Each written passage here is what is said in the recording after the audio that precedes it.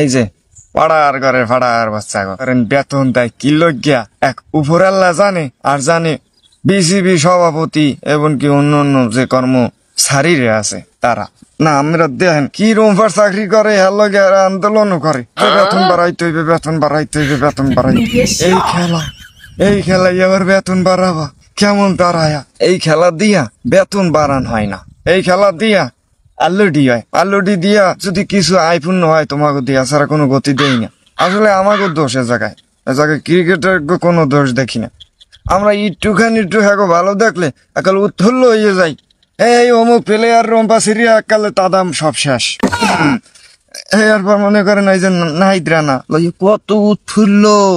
ও ভাই মোটা হইলেই কি দারোগা হয় না, একটা কথা আছে কিন্তু।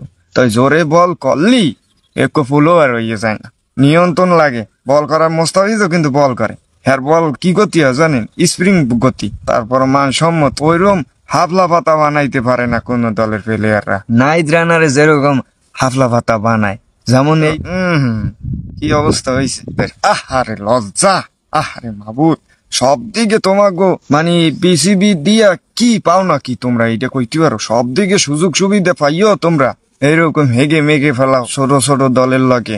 তোমাকে তো সামনে আয়ারল্যান্ডের লগে যদি টেস্ট খেলা পরে হ্যাঁ ঠকবা, জম্মের হারা হারবা, গো হারা হারবা, হাতে একটু মিস নেই। এই যে আমাগো মতন কিছু রম্ফা মার্কা দর্শক আছেন যারা মনে করেন খেলা আইলি মনে করেন একটা উৎফুল্ল হয়ে যান, দেশে মানিজ্য হারাইতেছে, কে গো মানিজ্য হারাইতেছে দেশে, আমাগুই ভরে দেশে আল্লাহ দিলে মানুষ ভেটকাইয়েন না, মানুষ ভেটকাইয়েন না, অত সমস্যা। আমেরা হালাইতে পারবেন একটা জিনিস, হালাইতে পারবেন রম্ফা, রম্ফা হালাইতে পারবেন ভালো, এতে আমাদের দক্ষতা আছে।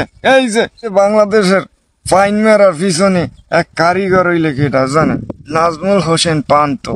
এই নাজমুল হোসেন পান্ত এই জ্যাপতে মনে করেন এই বিসিবির মানে বাংলাদেশের ক্যাপ্টেন্সি না সারবে, পাইন মারার উপরেই থাকবেন, অতে মোটটুকু ভুল নেই, পাইন মারা খাইতেই থাকবেন। দেখেন এই যে হকি খেলায় বাংলাদেশের দলের প্লেয়ার এক প্লেয়ারের নাম কইতে পারবেন ভালো খেলাইছে, কিন্তু এবছর ভালো খেলাইছে, হ্যাপার এক প্লেয়ারের নাম কন দি পারলে পারবেন না, ক্যাপ্টেনের নাম কন দি হ্যাঁ পারবেন না। তারপর আর সুন্দর খেলায়, কারণ ওই একটা আমরা ওই লইয়া মাথা ব্যথা নাই, এইটি হারা বাংলাদেশ ভালো করে। যে লইয়া মাথা ব্যথা করবেন হ্যাঁ গোলায় যাইবে আস্তে করে।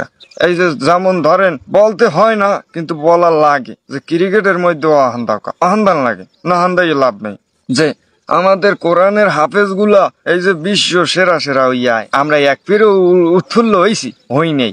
এই উৎফুল্ল হইনে বিদেই আজকে তারা বিশ্ব সেরা হয়। আর যদি উৎফুল্ল হইতাম সেগুলো মাথামাতি করতাম, তাই দেখতেন কে জানেন কোন নাম্বারের মধ্যে বেশি হইতাম না। তার জন্য বলি ভাই যে রম্ফা ফালাই নেই ফেলে আর হোক, আর গো লইয়া বেশি উৎফুল্ল করা যাইবে না। এই যে হামজা চৌধুরীর লইয়া কি মাথামাতি যেন আমরা করছেন, ভারতের 12 রান দেবে, 13 রান দেবে, 14 রান দেবে, দেশে দেশে আল্লাহ দেশে ভরিয়ে দেশে একটা টপাটপ। তবে আমি এই জায়গায় হামজা চৌধুরীর একটুকু দোষ দেব না, এ জায়গায় হামজা চৌধুরী একটু দোষ দেব না, কারণ একটা দলের হামজা না বেকুন না যে কোম্পানির গাড়ি কন আমি কোনো কাজ হইবে না। একটা প্লেয়ারে কদ্দূর পারে কদ্দূর সম্ভব না। হ্যাঁ হিসাবে ভালো খেলাইছে, যথেষ্ট ভালো খেলাইছে, আমি হ্যার দোষ দিমু না। এখানে দোষ দিমু যাই আমি বাফুবে কিছু গরু মার্কা পোসমোস জামে যা আছে আর কি টক্ক জলা হাগর দোষ দিমু। হারা এই কামগো করছে এটা মানতে হইবে। আমাকে ওই জায়গায় যদি ফামিদুল থাকতে আমরা না হইলে একটা গোল দিতাম। ওইরকম গোল এককালে গোল ফাঁকা বার অহানে মনে করেন জিব্রে দিয়ে ঠেলা দিল গোল হয়েছে।